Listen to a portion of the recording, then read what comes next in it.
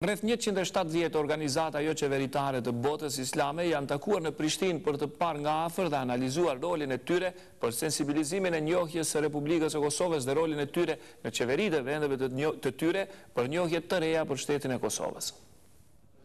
Organizuar nga organizatat jo qeveritare AKEA dhe Merhamet, në Prishtinë mbaj takimi 8 i rregullt i organizatave jo qeveritare të botës islame, të cilat në takimin e Prishtinës të mbosht kishin rolin e OJQ-ve për të ndikuar tek qeveritë e vendeve nga vinë për të njohur pavarësinë e Republikës së Kosovës. Sekretari i Unionit të OJQ-ve, Nexhmi Sadik-Oglu, tha se arsyeja e takimit të Prishtinës është në mbështetjen e miqësisë me Kosovën.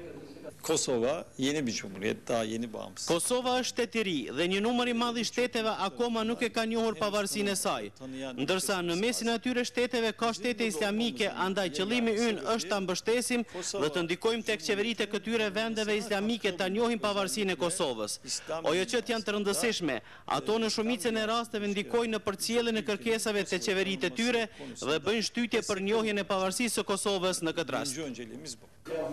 Organizatorët e takimit të OJQ-ve, AKEA dhe Merhamet thonë se janë të lumtur me që kanë arritur që organizimi të bëhet në Prishtinë, ndërsa presin që OJQ-t me misionin e tyre do të ndikojnë në raportet e tyre për njohje të reja për Republikën e Kosovës.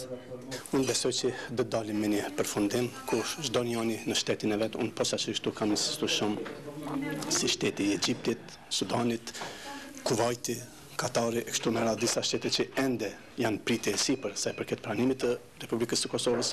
besoj që së shpejti do të kthehen nga një raport me të qeverisë vet ku shpresojmë që do të jetë efekt.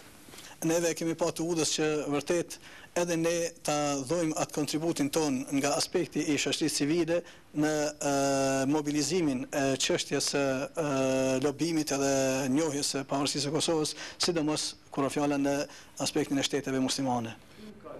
Nga ky takimi, OJQ-ve të shteteve islamike dolën zotime se do të angazhohen fuqishëm për të sjellë mirësi për Kosovën.